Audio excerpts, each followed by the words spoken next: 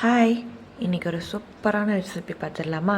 அதுக்கு முன்னாடி நீங்கள் நம்ம சேனல் சப்ஸ்கிரைப் பண்ணாமல் பார்த்துட்ருக்கீங்க அப்படின்னா மறக்காமல் சப்ஸ்கிரைப் பண்ணிடுங்க. பக்கத்தில் இருக்க பெல் ஐக்கனையும் கிளிக் பண்ணி. இன்றைக்கி வந்து நம்ம ஆலு பராத்தா எப்படி செய்கிறதுன்னு தான் பார்க்க போகிறோம். அதுக்கு வந்து நான் கொஞ்சமாக கோதுமை மாவு எடுத்துக்கிட்டு இது ஒரு கப் இருக்கும். உங்களுக்கு தேவையான அளவு எவ்வளவோ அதுக்கேற்ற மாதிரி எடுத்துக்கோங்க. கொஞ்சமாக உப்பு போட்டு அதுக்கப்புறம் கொஞ்சமாக எண்ணெய் ஆட் பண்ணி அதுக்கப்புறம் தண்ணி ஊற்றி நல்லா மிக்ஸ் பண்ணி. இந்த ஆயில் கேன் பார்த்திங்கன்னா நான் மல்டிபர்பஸ் 2-in-1 யூஸ்ன்னு சொல்லிட்டு மீஷோவில் தான் வாங்கியிருந்தேன். அதோட லிங்க் தான் நான் கீழே அட்டாச் பண்ணுறேன். லாஸ்ட் டைமே இதோட வீடியோ நான் எப்படி ஸ்ப்ரே பண்ணுதா இல்லையா அப்படிங்கிறத காட்டுறேன் அப்படின்னு சொல்லியிருந்தேன். கண்டிப்பாக இந்த வீடியோவில் மிஸ் பண்ணாமல் பாருங்கள். அது எப்படி ஸ்ப்ரே பண்ணுது அப்படிங்கிறத நான் காட்டியிருப்பேன்.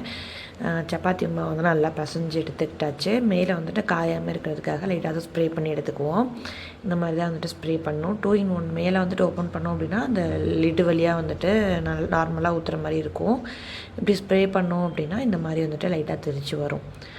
நம்ம ஸ்லோவாக இல்லை ஃபாஸ்ட்டாக அதுக்கேற்ற மாதிரி நம்ம ஸ்ப்ரே பண்ணிக்கலாம். இப்போ லைட்டாக ஸ்ப்ரே பண்ணி மேலே நல்லா ஆயிலியாக இருக்க மாதிரி தேய்ச்சி எடுத்து வச்சுக்கிட்டேன். இப்போ மாவு பிணைஞ்சு எடுத்துக்கிட்டோம். அடுத்து ஸ்டஃபிங்க்குள்ள திங்ஸ் நம்ம ஆட் பண்ணிக்கலாம். இது பெரிய வெங்காயம் தான் 2 வெங்காயம் எடுத்திருக்கேன். இந்த சாப்பர் பார்த்திங்கன்னா நான் எங்கள் ஊரில் சூப்பர் மார்க்கெட்டில் தான் வாங்கியிருந்தேன். இது லைட்டாக அப்படி இழுத்தோம்னாலே ரொம்ப நைஸாக அந்த வெங்காயம் நறுக்கிறோம். ஸோ நம்ம பார்த்து ரொம்ப மெதுவாக தான் பார்த்து நறுக்கணும். கொஞ்சம் ஸ்பீடாக நறுக்கிட்டோம் அப்படின்னா அந்த மாதிரி தூளாக ஆயிரும். நமக்கு ஏற்ற மாதிரி எந்த சைஸில் வேணுமோ அதுக்கேற்ற மாதிரி நறுக்கிக்கணும். நான் குட்டி குட்டியாக நறுக்கி எடுத்துக்கிட்டேன். அதுக்கப்புறம் ஒரு பேனில் ஆயில் சேர்த்து அதுக்கப்புறம் இந்த வெங்காயத்தை ஆட் பண்ணி நல்லா வதக்கி எடுத்துக்குவோம்.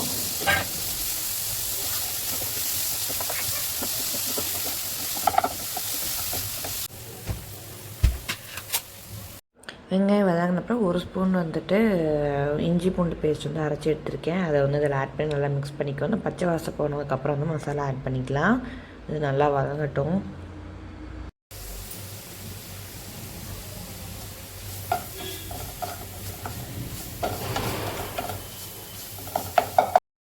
கொஞ்சமாக மஞ்சத்தூள், அப்புறம் உரப்புக்கு ஏற்ற மாதிரி மிளகாத்தூள் ஆட் பண்ணிக்கோங்க.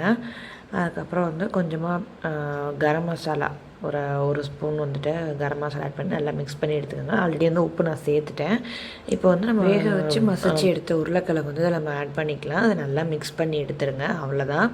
லாஸ்ட்டாக கொஞ்சமாக கொத்தமல்லி தழை ஆட் பண்ணி அப்படியே ஆற வச்சிடலாம். ஏன்னா நம்ம ஸ்டஃபிங் தானே பண்ண போகிறோம். அதனால் அப்படியே ஆறிட்டோம். அவ்வளோதான். நமக்கு தேவையான உருளைக்கிழங்கு ஸ்டஃபிங் ரெடி ஆகிடுச்சு. அடுத்து நம்ம அந்த மாவுக்குள்ளே ஸ்டஃப் பண்ணி எடுத்து சுட்டு எடுத்துடலாம். அவ்வளோதான். எனக்கு சப்பாத்தி கரெக்டாக ஷேப்பாலாம் போட தெரியாது. ஓரளவுக்கு தான் போட வரும். லைட்டாக அது தேவையான அளவு ஒரு பால் அளவுக்கு எடுத்து உருட்டி எடுத்து வச்சுக்கிட்டேன்.